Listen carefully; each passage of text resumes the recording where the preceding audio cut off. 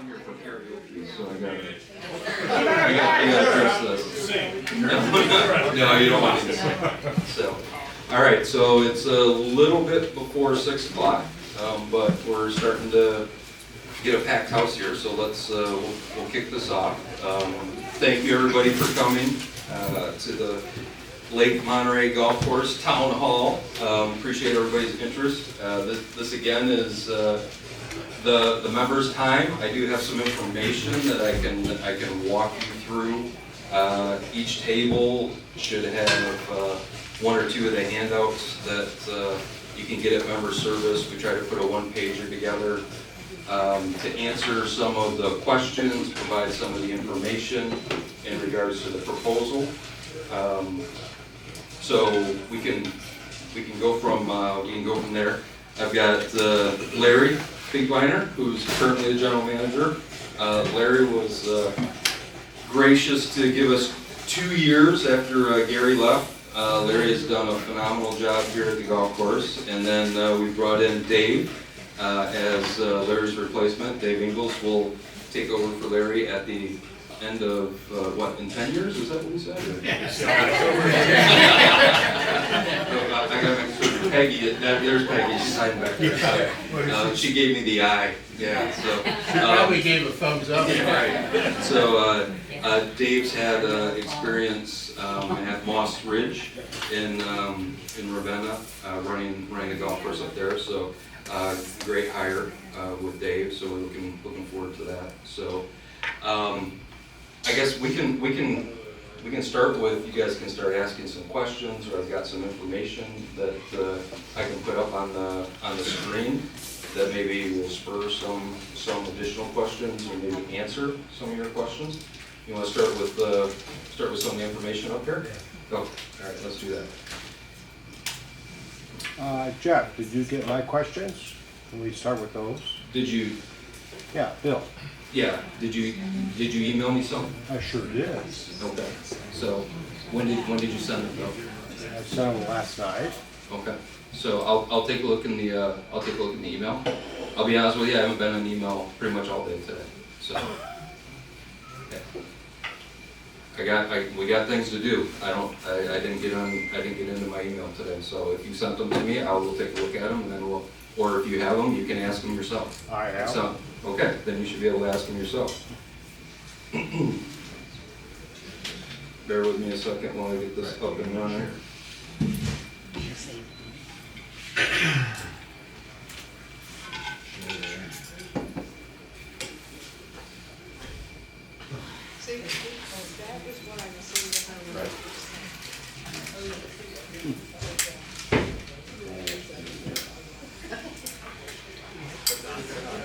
Let's see if this pops up here.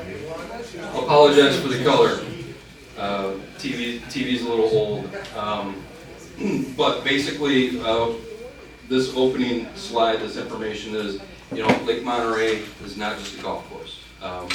We've got a ton of other activities that come down to the golf course, so that's kind of the theme that you'll start seeing is it's not just a golf course. This is the ballot proposal, if you haven't picked up the ballot yet. But what's on the ballot that was supported by the board is the following ballot proposal is, if approved, will replace the present $150 golf course assessment expiring on September 30, 2025. Shall the membership approve annual golf course funding of $125 to be used for golf course operations, golf course capital, asset purchases, and other golf course expenses beginning in October 2025. This funding will become part of annual membership dues, eliminating the need for an assessment. So off to the side here, this is the current assessment that members are paying. They're paying $150 per membership. 2,162 memberships at Sandy Pines generates $324,000 roughly in income. This is all flowing through the financial statements. Financial statements are online. You can take a look at those financial statements as well. 270,000-ish goes into the operations of the golf course, running the golf course. $54,000 goes to capital. So lawnmowers, we have a bridge that washed out before the beginning of the season, that's capital. You've got tractors, things of that nature, equipment that's needed to run the golf course. So in 2025, what the proposal is dropping from $150 per membership to $125 per membership. Same number of members, you get $270,000 in income, $216,000 of that goes to operations, and $54,000 seems to be a sweet spot for the golf course for capital. How much So- are they making on their own job? How much are they making on their own? Nothing. Why is that? So if you look at the financials, actually the net profit since the assessment has increased every year. 2015 net profit was about $7,000. It increased every year. Last year was about $130,000, on target to be right around that area this year. But that $130,000 includes the 270. So if you take 270 away from $130,000, you now have a net loss of $140,000.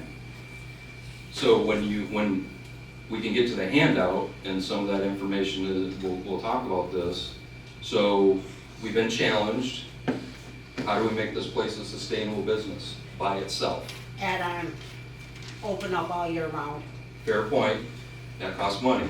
Well, But, this yeah. cost us money too. Yep, so as we went through the last 2-3 years, again, Larry has done a great job pushing all this stuff. Well, thank you to that. To the member, to the public. But But we're there's at still public out there, been here for many years, I grew up out here. They still now think this is a public, this is just for Sandy Piners. There's not enough out there, just being honest, there's not enough things going out And to I'll say walk that you, we're Tammy, not. I'll walk you through some of the numbers. I don't necessarily disagree with you, but I don't necessarily 100% agree with you. I know from Larry's perspective, Dave coming in this year, we've increased our corporate events. We've had Door Business Council here, Chamber of Business. We've had, actually, I think Larry and Dave have 88 people on the golf course tomorrow for their par 3 challenge.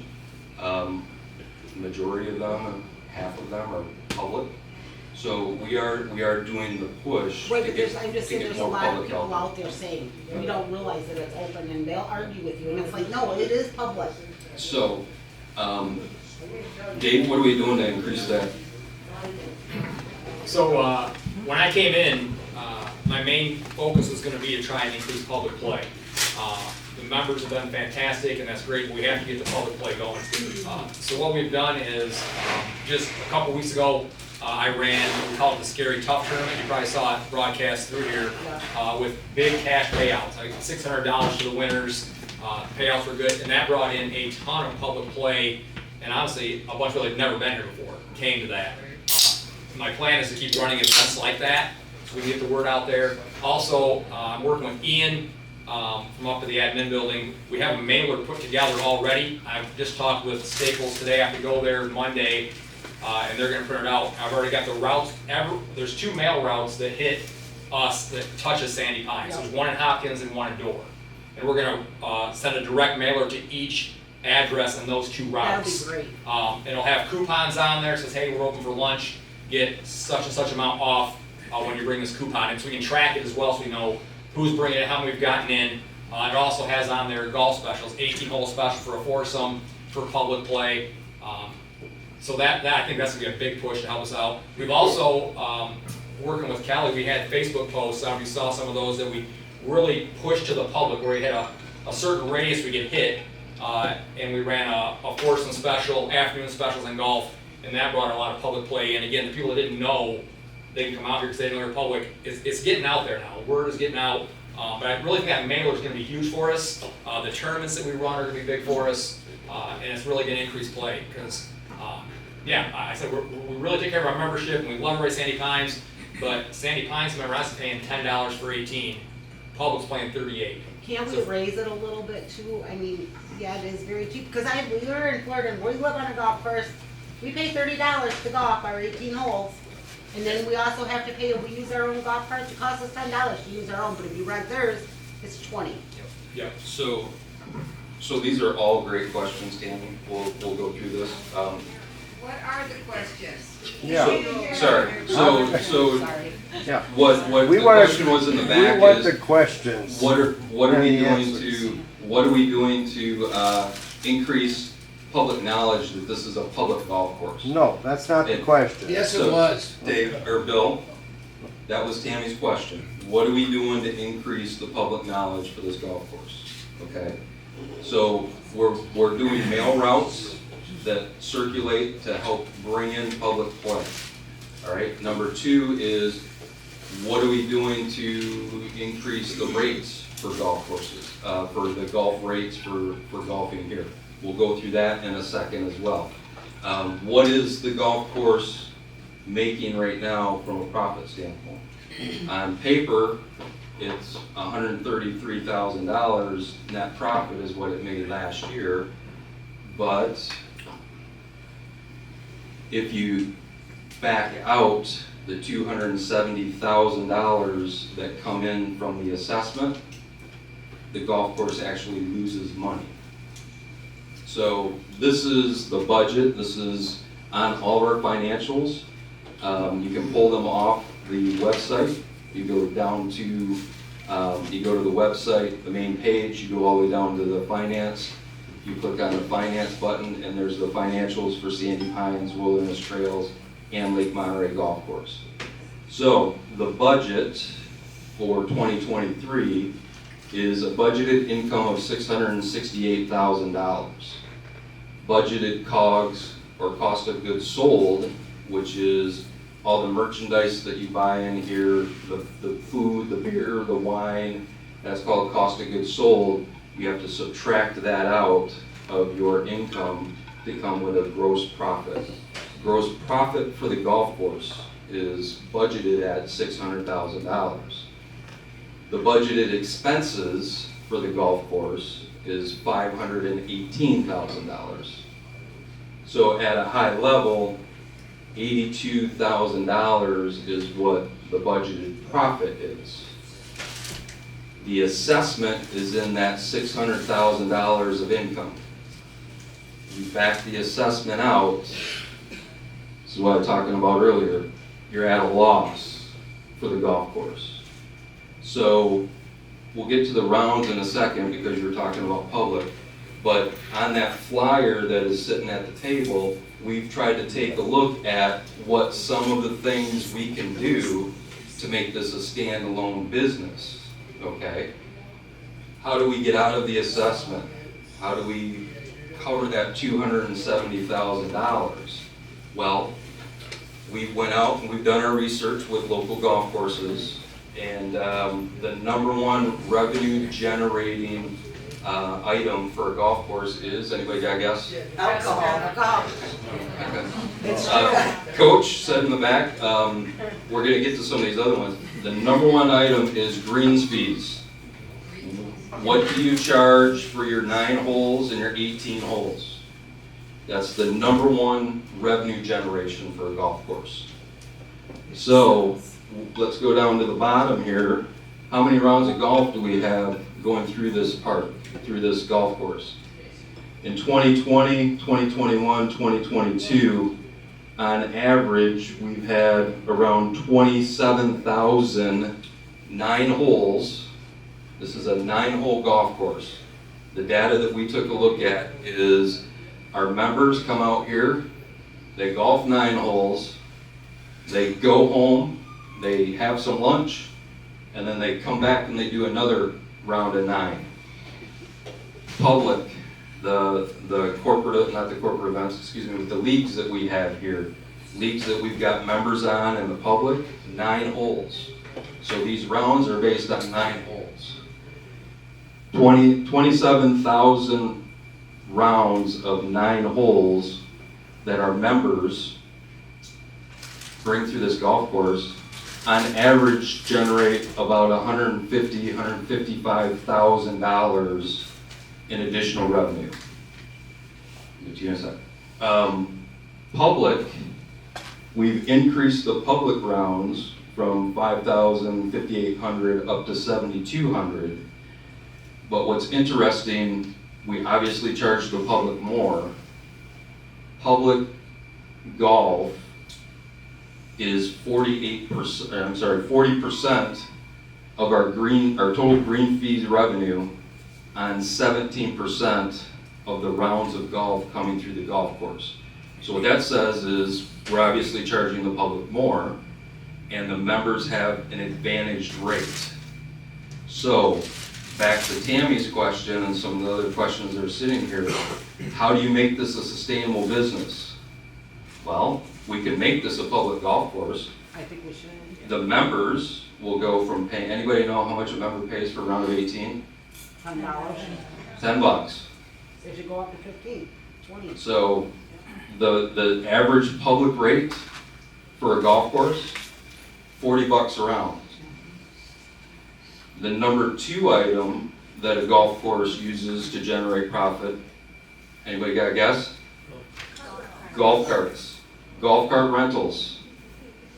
If we have 27,000 rounds of member golf, how many members come out here and rent a golf cart? None of them.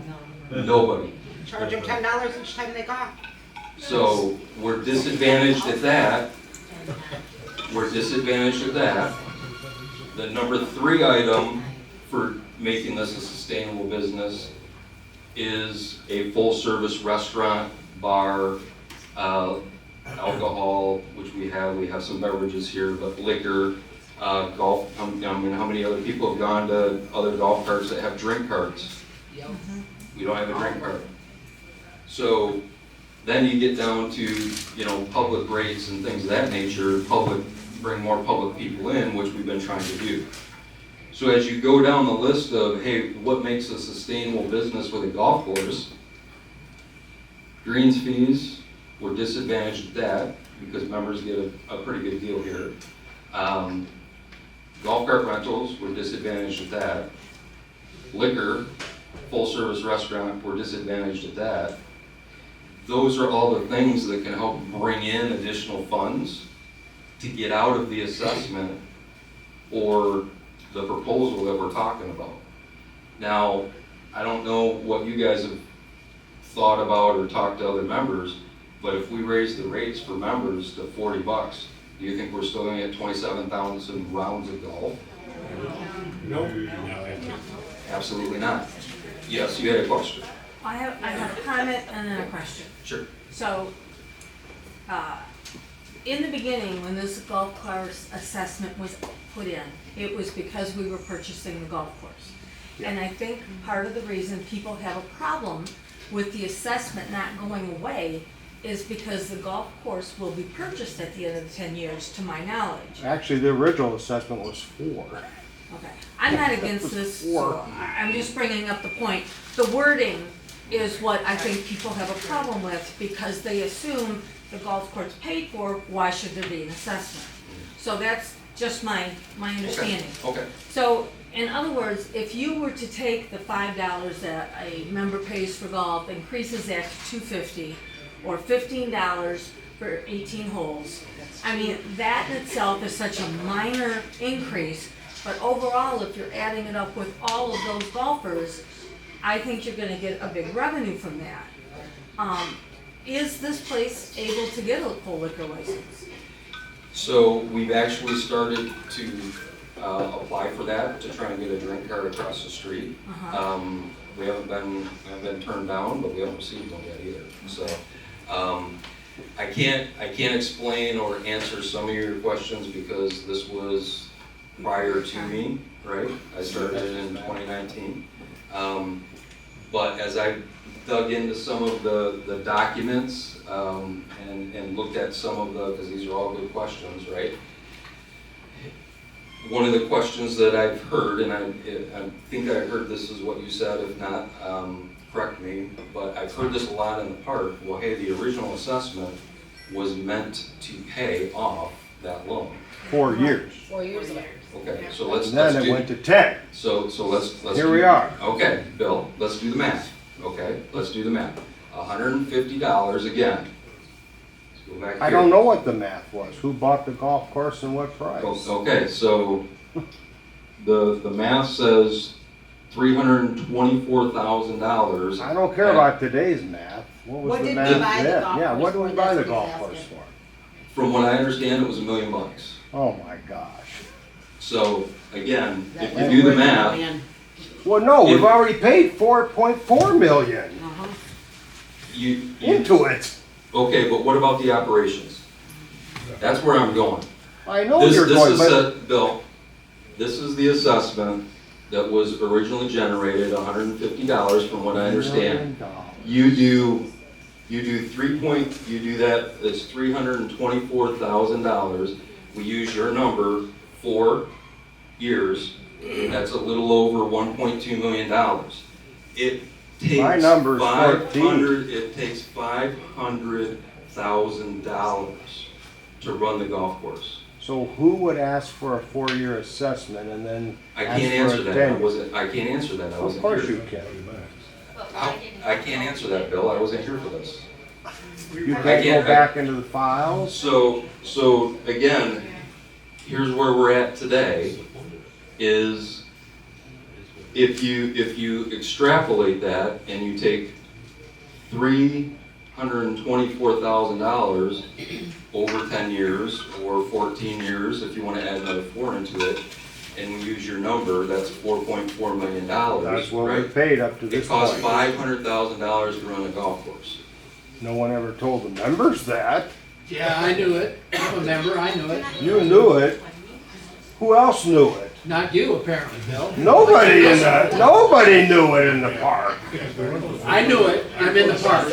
So don't say that. It's So, not accurate. It's not true. so again, What position do you serve in the park? I'm a member. Okay. so And again, so at when a- that proposal came out, they said you were gonna pay $500,000. It's not Where between was- you and me, this is between Jeff and the I'm rest just of the saying, members. where was it? I'm gonna make a I never saw suggestion that. that if you want to say something, you raise your hand so there's a little order. We don't need to be bursting out with comments, it's counterproductive. So if you have something to say, raise your hand. Other people have questions, other people have things to say, you'll get your turn. so I'm gonna answer your one question, okay, and then I'll get to your next question here with your hand raised, Bill. Again, $500,000 to run a golf course. If you take that over 10 years, that's $5 million. Okay, you add another million for the debt, you're bringing in 3.2. You're at a loss. I can't explain how the deal was done back in the day. I'm here to make this place go forward. What's your next question? So why is the proposal to let the members pay $125 in perpetuity? It, Could you repeat that question, please? the question was $125 is the proposal through perpetuity, meaning forever, right? I don't see anywhere in that proposal where it says it's through perpetuity. I don't see anywhere, once you put the dues in, I don't see nothing in the proposal that And- says you can take it away. And they won't, I know that. Well, Once the members you're in- approve that. I'm gonna correct you on a little bit of a point here. Oh, because sure. When I first started looking at this, $150 per member, that's never gonna go away. We got a proposal to drop it to 125. So Will be $25. we're giving some money back. In perpetuity, the- how long will that last? It's gonna be in the bills, or in the dues bill. I mean, Forever. When are you gonna take them out? Unless there's a proposal to remove them. Right? There you go, perpetuity, that'll never happen. Or if you don't wanna do this, then you make this a standalone business and you come down here and you pay $40 a round, Okay, which you'll lose a significant amount of members. Yeah, and I'll get to you, yes. So, if indeed we went ahead and did pass to increase the greens fees a smaller amount, but would generate the income, and if it got to the point where you felt that you could either make this a more full-service restaurant, or have the beverage cart or whatever, all of those things would increase, and projectedly, that may take the 125 part of the dues maybe down to 100 or 75 if we, did that small increase on greens fees. That could be an option in the future, absolutely.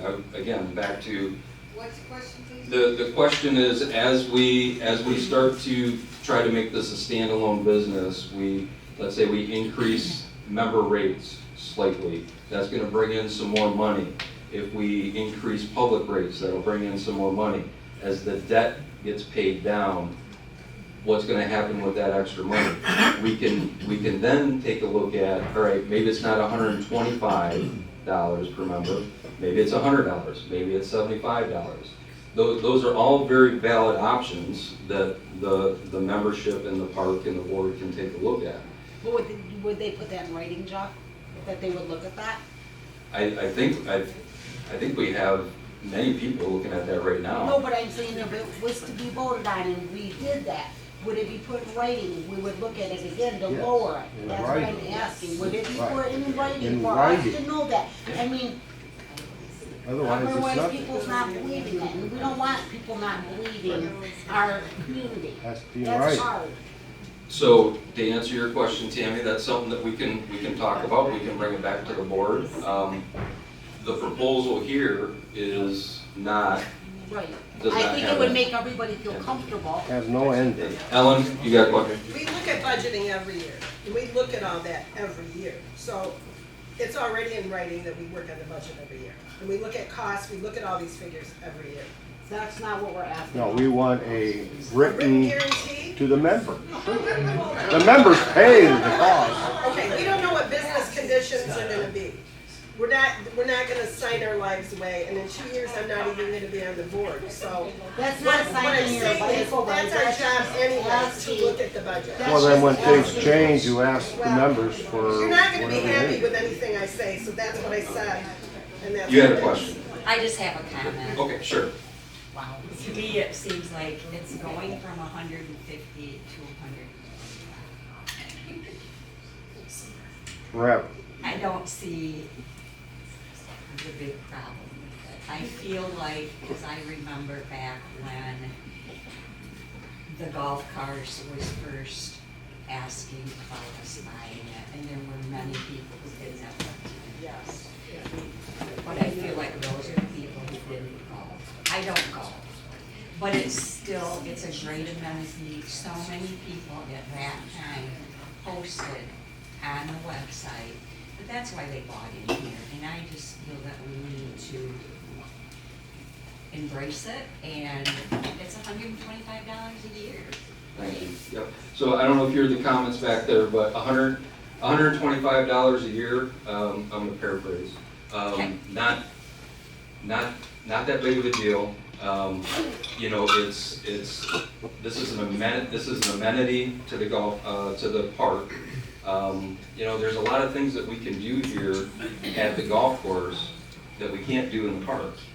And, it's being recorded right now, but I don't know if I should say this, but I see some cocktails going on right now, right? And, things of that nature. There's an advantage of using this golf course. We can't do a poker run inside the golf course. Karaoke was moved down here and that place is packed. Why? Because you have beverages here, you have food here. It's a great gathering spot. When I come down here and I take a look at the golf course on those nights and during the evenings and weekday, it's adults gathering here versus water park kids, putt-putt golf kids. This is, you know, I love my kids, I love my grandkids, but, you know, at some point I need some adult time. Okay? So this has been a great avenue to help bring adults from the park here. So yes, you had a question. I have a couple, this is only our second season here. I'm gonna give you the mic. This is only our second season here, so I'm trying to understand this. Does Sandy Pines own this property? So it's called Lake Monterey Golf Course, but it is Sandy Pines Golf Course, which is also open to the public. Is that correct? So, did you guys hear that back there? Okay. So, Lake Monterey Golf Course is a subsidiary of Sandy Pines. It's a separate entity. Okay. It has separate financials, it has separate taxes, it's a separate entity. It's owned by Sandy Pines. Sandy Pines bought the golf course. Lake Monterey is paying back the debt to Sandy Pines. It was specifically set up for that reason, for advantages, for things we can do here that we can't do in the park. Okay. So the short answer is yes, it is owned by Sandy Pines. So if the golf course were to go under, Sandy Pines could make this a phase 8 if they wanted. And I'm not suggesting that. I'm just trying to understand the relationship of the golf course to the park. So they're, hypothetically, yes, Okay. you could do that. That would take a member vote, if I understand everything correctly with our bylaws. I wasn't here when phase 5, 6, and the condos were here, and how those came. But, you know, we also have some interesting research and data that says a community that's attached to a thriving Oh, and I golf get course that. I'm not arguing that. I'm just- increases your value. If it's attached to a golf course where nobody comes to, becomes insolvent, and then you have to sell it, you got a couple of options. You can turn it into a phase 8. Yeah, You I could was just sell trying it. to understand the relationship. Yep. Because I'm new here. Now, one comment you made was that an assessment would never go away, but it does have an end date to it, correct? An assessment has an end date. Okay, And so, you know, there's a discussion, hey, this was originally 4 years, then it went to 10 years. We're moving this into member dues. Right. And the member dues will continue, they don't but have an end they date. are evaluated and reviewed from a budgetary perspective Right. on an annual basis. They've never gone down. If the dues want to be adjusted, members have the right to come back and say, hey, I want a proposal on the ballot to adjust dues. There's a process for doing that. So why would we not look at giving Dave a chance, seeing what he can do to bring it sounds like he's already doing great things to bring the public in, and maybe extend the assessment and then see what happens before it becomes a total part, you know, Exactly. That's the membership problem. dues. I'm, you know, just asking for No, maybe. no, that's fine. Again, we've talked about that with the golf committee. We've talked about that with the finance committee. We've talked about that with the board. You know, I have an upset person over here. It was supposed to be 4 years. And then it moved to 10 years. And then are we gonna make it 6 years? The thought process has been this, at the way our members want to utilize this, they want to utilize it as an amenity to the golf course, or to the park. Okay. And they want to use it at an advantaged rate for themselves and their family. So to keep it that way, we're gonna have to continue to subsidize it. If we don't want to keep it that way, then you can vote no. You can then increase the rates by, you know, 25, 30 bucks, and then see what happens. Now, you did mention at the last meeting that rates were gonna be increased. Does that include the members' rates? So Is good that question. what Through you're the looking at? budgetary process, we have looked at increasing member rates. We are looking at increasing public rates. We've taken a little bit of a different philosophy through our budgeting process over the last 2 or 3 years with, hey, we have phenomenal members here, but when we start looking at increasing stuff, let's look outside first. So in the past, we started to look at camping rates have gone up, golf cart rental rates have gone up, seasonal rates have gone up. We start there, and then we try to look at, hey, from a member perspective, we might have to increase pump outs. We might have to increase some of these other things. So option one is looking at public rates. I'll be fully transparent with you.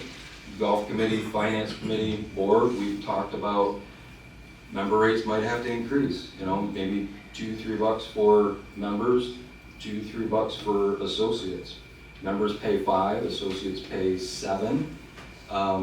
We've got a slide later on here. If a member with a family of 4 comes and does 18 holes here at the golf course, it's $48 with your cart, right? That's a deal. That's pretty cheap. You go to any of the surrounding areas. Diamond Springs is, I think, raising their rates to 60 to 65 with a cart, times 4. That's over $250, $260. Of course, Well, congratulations. they're not supporting that course either. though. Right, So but it's a there's stand, but difference. you're right, but it's a standalone. Yeah. So the members are saying, some of the members are saying, make this a standalone. That's your option. I can bring my family down here for $48, or I can go somewhere else and pay $260. So congratulations, we saved $125, but I'm paying $260. So, yep, yes. Yeah, okay. I used to work at a few golf courses myself, Let me give him the mic so you guys can hear him. and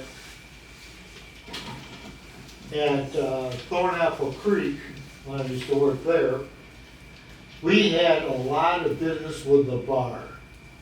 We opened the lower level of the log cabin clubhouse, and that became a restaurant. And then we'd have big outings. And, but the bar at night, I would have to go in and close the joint down, and people would be drinking way up in the morning, but unfortunately, the girls were not cutting the guys off when they were drunk. And we had somebody die because of that. They tried to drive home. One of our girls let the guy sneak out. I brought in a cab, and the guy didn't take his cab. He took his own car and crashed it. So, it's crazy, but that was a profit center because of all that, but, it's not a positive one. You're right, there's some risk to that, absolutely, yep. There's risks even drinking and A lot of driving about liability, it. a lot of When I worked liability. at Crystal Springs, the carts were not owned by the golf course. A private person owned all the use of the golf carts. So the course wasn't even getting the profit from the, so when Bob Vanderwide and those guys came in, Shermer, they bought the course, they did away with that in order to make a profit. Drew, did you have a question? No, sir. Oh, okay, sorry. Yes, sir. Thank you. We have a beautiful course here, and we really enjoy it. But we have to admit, we do not have an 18-hole course. We do not compete at that level with people. And I deal a lot with the people around here. And they won't come here because they want to play a real golf course. They want to have an open place where they can drive the ball a long ways and knock it. This is a tight course. It's a fun course, but it's not going to compete with the standard course. And I think we have to admit that. Year back to Sandy Pines for the debt of it. Were we able to ever make those payments? And if so, can't they just forgive the loan and keep the money to go in here? Were you guys able to hear that? Okay. To go in here, how? What do you mean So- by that? Instead of making payments back to Sandy Pines for buying it, can't the money just be used to, Well, we the need loan to keep right now keep is the at- ball Make rolling? this some The more, loan is at 480,000 right now, so it took 14 years to get from 1 million. I guess my question is, are we still Wait. making payments back? The question is, what's the debt and what, are we still making payments and can we forgive it? The debt, as Bill stated, is around $480,000. Okay. We have been making payments. We've 14. all alternated those years, right? So some years you pay, from what I've seen, 20, 25, 50. We've been paying $75,000 on a regular basis. Again, why?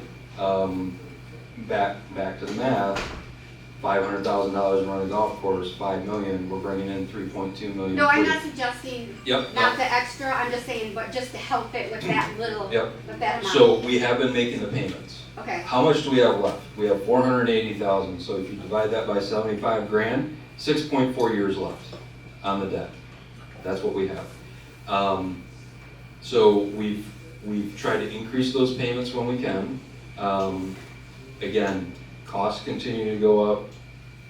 We've been, I want to say, diligent in the last 3 years at $75,000. Can we forgive it? yeah. We could forgive it, but that's taking it out of Lake Monterey pocket and putting it in Sandy Pines pocket, and now it's a Sandy Pines debt. You can't just forgive that money. That money is still on our books. It's gonna move either from a Sandy Pines ledger or a Lake Monterey ledger to a Sandy Pines ledger. So it's either gonna get paid for by Lake Monterey through the dues and everything that runs through here, greens fees, or you move it to Sandy Pines, and the Sandy Pines members are gonna pay for it. But you know, we're members, and we were members way back when it started. And we paid for that, we paid Sandy Pines to buy this. So now we're trying to pay ourselves back, and it seems like we should get some benefit from that. Like if a membership from the outside is whatever it is, 800, 850, it seems like we should get some little benefit better than somebody from the outside that never put anything in, won't have anything invested in it. We're invested in this place, you know? And we ought to receive something back from that the outside can't get. I understand. So again, thank you. The advantage that the members get here are the advantage rates, right? That's what our membership is getting here, is the member rates. You're not paying for golf cart rentals, you're not paying market rates, you're getting an advantage out of it. But if we buy a membership, we're paying the same as the outside. That's what Larry just said. It's an outside, a public membership. No, he I said, don't think it's the same, is it? no, he said he Yeah, it was. is the same. It's exactly, go ahead, explain it. Because So, golf- just to explain what memberships meant down here, it's for us to draw in public players. It was never intended, when we started to do memberships, back when I first started here 9 years ago, it was never intended to draw the members up here to take advantage of the memberships. That's not true. When I was here way at the beginning of startup, it was always, and we've always been a full member. All right, so, but they've always been designed for outside players. They're not designed for members. That wasn't what we were told. Um, Sorry, it wasn't part of it. I have preached that every year, every time someone says something about the membership. Gary did the same thing. We both said the same thing, year after year after year. It is not designed for the members, but if they play enough golf where they could take advantage of it, we couldn't tell them they couldn't buy one. That's the truth. But we're getting to the point where we can't play that much anymore, but we still like the convenience of it, and that's paying a lot. The same as outside. That gentleman doesn't have. It's for her. Oh, it's for her? Okay. Bear with me because I have a few issues to address that have been brought up here. So, number one, Sandy Pines, if we lost the golf course, it would be horrible for Sandy Pines. It's just one of the draws to bring people in. Two, and I know you were just bringing this up hypothetically, my understanding is there can't be a phase 8. If we increase our members to over 2,500, that becomes a problem. So we would no longer be under HUD, it would be a whole different thing, and I believe we'd be paying taxes on our lines. So there can't be that. And you opened the door here, so I'm gonna bring it up for a second. Sure. My understanding that we reallocated money for the Phase 2 pool, and that is supposed to be covered by that allocated money. So when they brought up about another assessment, that's not something in your plans to make an assessment for the Phase 2 pool, is it? No. Okay, all right. How many 9 holes, you moved the screen, how many 9 holes was it that was played? 27,000? 27,000. Well, I think I figured it at 24,000. And that alone brings in $60,000 in revenue by increasing it $2.50 per play. If we did something like that, you know, couldn't we take that allocated 60,000 and put that strictly on the loan besides what you would normally pay? And if that were the case, $2.50 is so nominal, and if we could pay off the loan without it making a permanent increase. Now, that being all said, we are not in a position to go over those numbers in time to have any of this be on this ballot coming up, I would assume. Is that correct?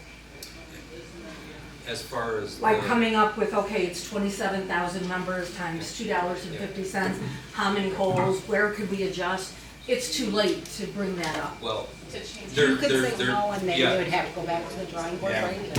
Yeah, and that's fine, they got 2 years. So it's too late to change the proposal, yes. And again, the thought process on the proposal is, we know we need funding for the operations. So again, the argument is, I don't golf, I'm a boater, but I understand the value that the golf course brings to Sandy Pines and my membership. So reduce that number from 150 to 125, give some members that don't necessarily utilize the golf course some money back in their pocket.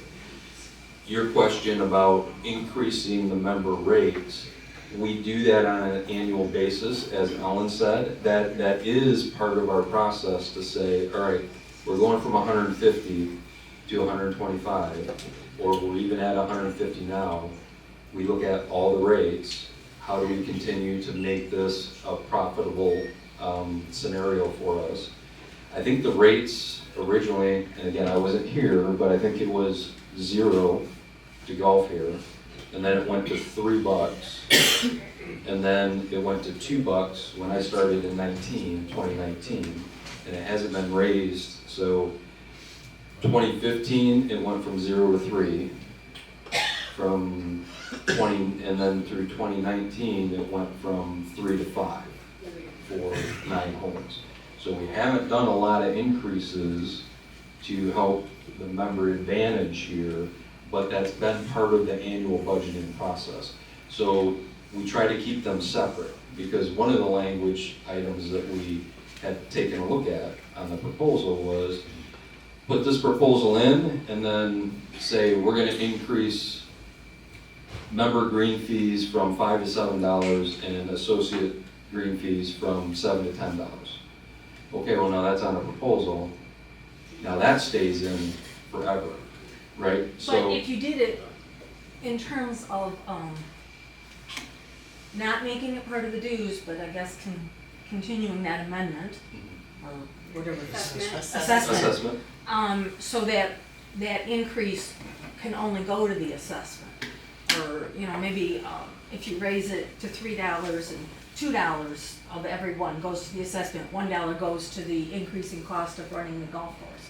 Just so that it You're talking about isn't the in perpetuity, tax, right? like he said. You're talking Once about that, that, right? once that goes in $125 into dues, that's never going away. If we worked on keeping it into the assessment to pay off that, then maybe we can have that, you know, go away. I don't think. Does the rate go off of cost of living on that too, Jeff?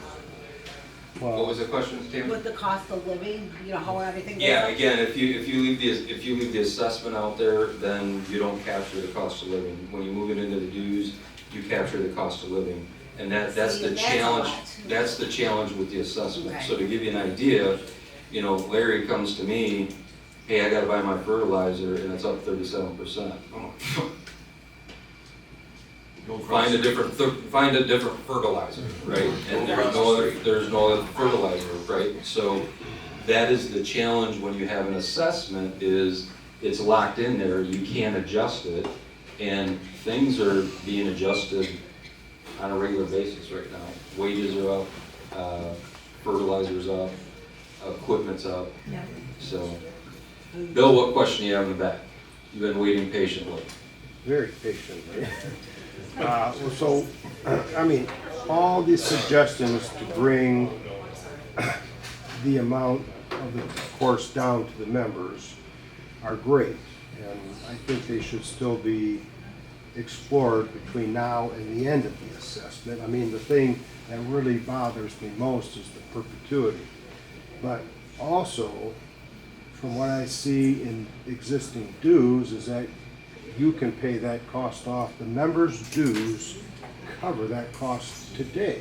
So why are you asking for more money? Members' dues do not cover even our operational budget. You and I have had this conversation. You have a $1.3 million excess, and you have a $500,000 excess every year. That's how you Okay. paid for the pays to pool. I'd like to clarify my footprints article that might have been taken out of context a little bit.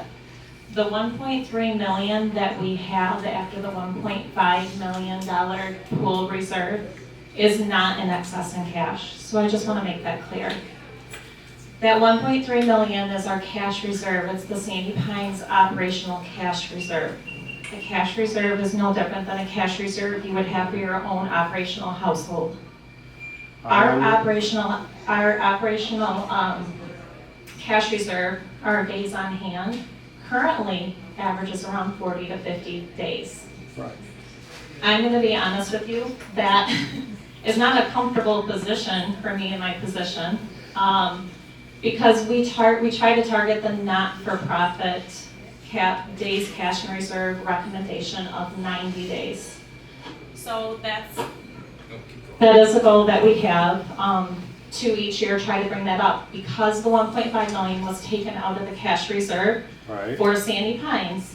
It's dropped those days cash reserve down from 90 to 50, around 50 days. So when we say that $1.3 million is just excess cash that Sandy Pines is sitting on, and let's pay that back all to the membership, if things shut down, there's zero money additional reserve to help support during COVID. During a downswing with the weather being bad, members don't come out. During an economic downturn that none of us know is going to happen in the next couple of years.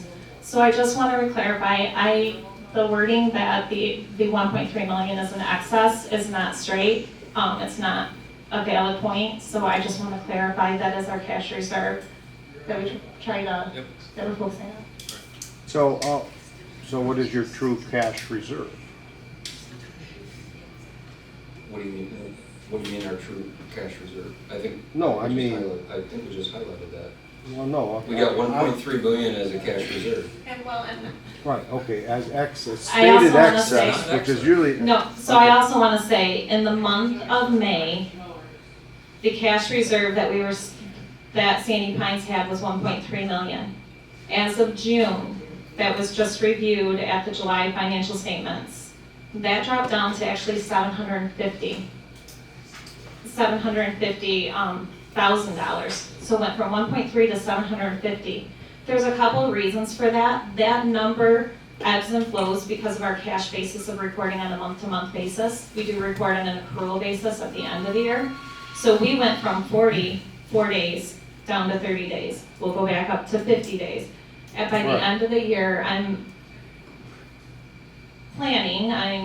proposing that we'll probably be up to 60 days cash reserve. Right. The goal is to get up to 90 days within the next couple of years, but we need to reserve that money. We need to hold on to that money. So, and I want to mention that because there are a couple things in the $1.3 million that we had in that cash reserve. I did state that part of that money was also because of the way the internet was billed last year compared to how it was billed this year. And that's cash basis accounting.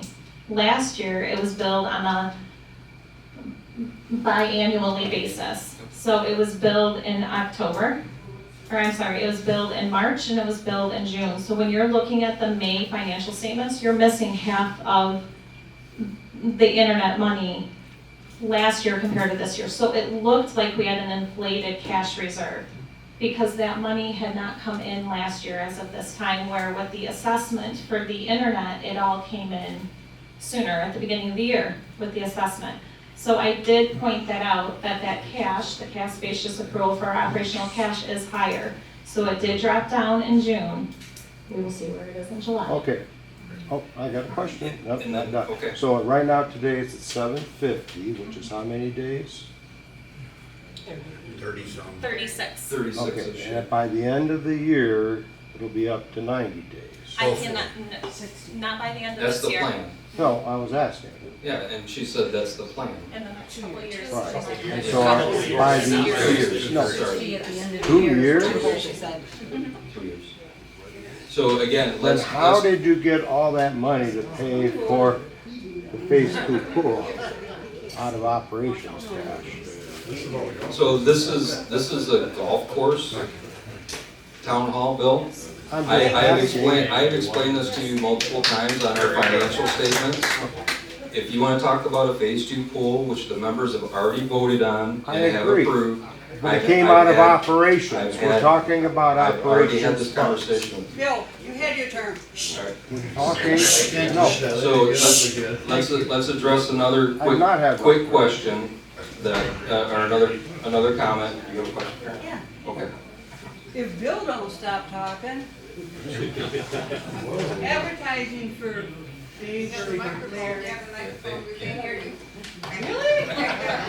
Advertising for behavioral areas, what are we doing for and what can we do to get more advertising out there for the public? You just answer that. Can you hear me? Yes. Hey, like I said, we started right away. Ian and I have been working on that mailer for a little while now. I said I'm gonna go Monday and get it printed and get it to the post office. That mailer will go out next week. What else can we do for it? Well, I said we also did the Facebook post that, I'm not a big social media person, I'm not that smart, but Kelly had it where you can like have a certain radius where it would send ads out to them saying Lake Monterey. We did those, and that did bring in public play. So we ran a special, so we knew it was coming in from those ads, because they would have to say, hey, I saw this on Facebook and so on, to get that. So, but the mailer I think is gonna be huge for us to get that word out there. And I said the other thing was the tournaments we run, and are gonna run, bring people in. When they see that, those kind of cash payouts, public players are coming in for those things. Is there any way you can post them, like in other areas of the community, is what I'm asking? Like there's Yeah, Flyers and, yeah, yeah, yep, absolutely, yep. That's what I. Is there a sign that jump that says? Tammy, Is there a sign? Because there used to be signs that says Lake or the golf course. There always used to be signs at the end of the road everywhere. Are they still there? I don't see them.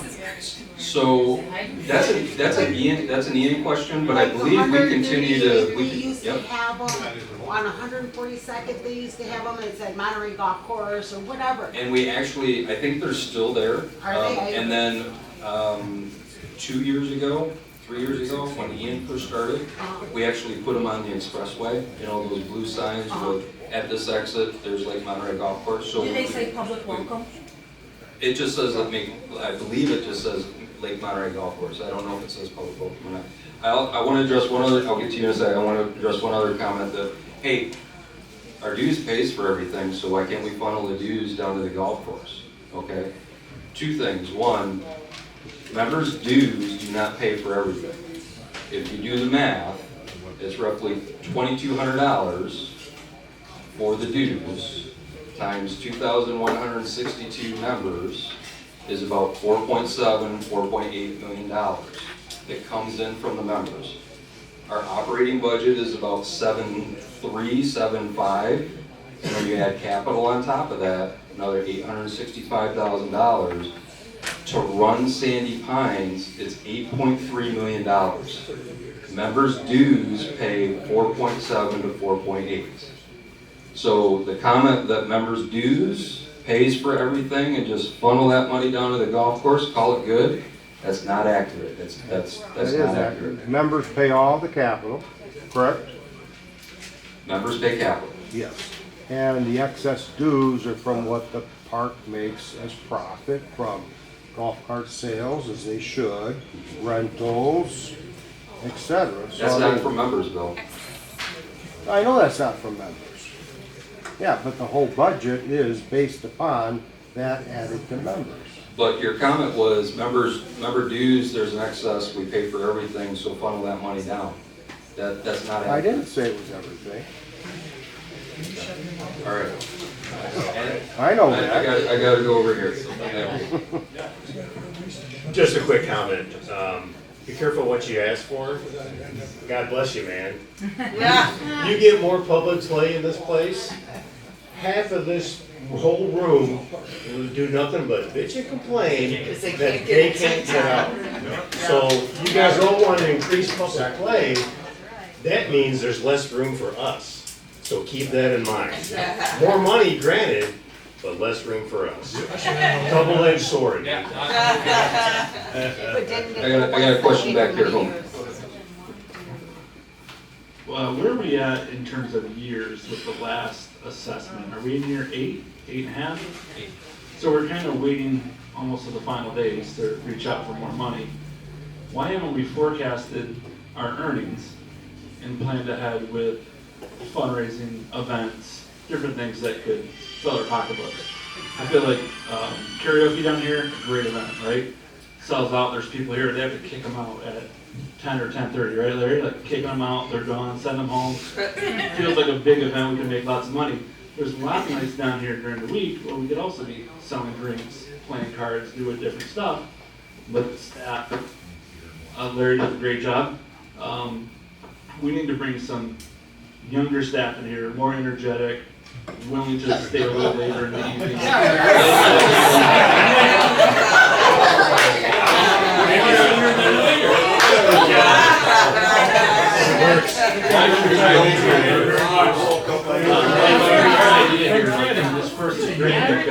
Quiet hours.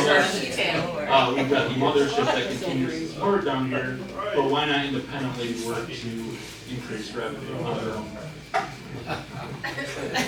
So, Justin, good question. And again, I think I would go back to the last 2 to 3 years. We recognized that because we were getting pressure by members to say, what are we doing to make this a sustainable, standalone business? So we said, hey, we hear you. We added those corporate events. We've increased public play. We've added karaoke. We've added the 19th hole grill. We've added Mother's Day breakfast specials. Over the last 2 or 3 years, Larry has busted his butt to add a bunch of stuff, and we are seeing that flow through, but it's not gonna get us where we need to go. That's why we're trying to get in front of this. The assessment is gonna end in 2 years. We have a proposal on there to get in front of it to say, hey, reduce the amount, move it into the dues. The dues helps adjust for cost of living, and members that don't use it get a little bit of money in the pocketbook, and we are going to adjust golf rates for members and public as needed to try and continue to close that gap. Sure. This is to the couple in the middle that had the membership. How many days per week or times per day do you have to play to make $850 of value for you? I just did some simple math. 12 weeks in the summer. You're playing twice a day? They're in the condos. They're in the condos. There are 2 of us. All right, one other question out there. So So that $25 reduction is just for 1 year, correct? No, that, because it's going into the dues, that $25 reduction, that's you're going from 150 through to 25. So, but if you're increases 10%, that's 25, or is it always 100%? Same as our regular, Yep, you're welcome. And the last job, Is this gonna be the only thing that will be added to our dues next year, or are there gonna be additional fees added? There's gonna be additional fees. Well, so the question was, is this the only thing that's gonna get added to our dues, or are there gonna be additional fees? So, again, from a due standpoint, if this gets voted on and approved, you won't see this change until 2025. So this current assessment ends September 2025. October 2025, when the new dues come out, that's where you would see this change. The only other thing that you can add to your dues is the COLA increase, which Kimberly communicated is $77, I think, per member, and that's based on the 4.5% CPI index that went up. So you're gonna see $77 this year, that's it. And then in 2 years, if this gets voted on, you're gonna go from 150 to 125. But then, as she stated, that is open for COLA increases as well to help out with capital and the cost of living and the cost of running the business. So that, yeah, the cost of living will help it, right? Yep. Yeah, okay, when it comes to, having a membership here, it's a plus for Sue and I, because we play a lot, but there are times when you wanna just play 9 and not play the 18, you can, gone. You know, it's a big plus. I mean, as a PGA pro like I was playing all over the place and they would comp you free. And I was taking friends and we would go travel around the country. But things change, you know, you end up being a retired person who is trying to survive in a system where if you're at a golf course like at Thornapple Creek, we had people wanting to play every morning at 7 o'clock, no matter what the weather was like. So there was times we had guys going off the first tee in a box and had to listen where the ball landed. And they'd get around to the 4th hole and there would be a line of carts that were 4 or 5 carts in a row. And that's how slow it went all the way around because you had so many people playing. I don't know if you guys really want something like that, you know, just like you were talking about, you know, having all sorts of new people coming in and playing, but then you have, it pushes you out of, you're coming down wanting to play.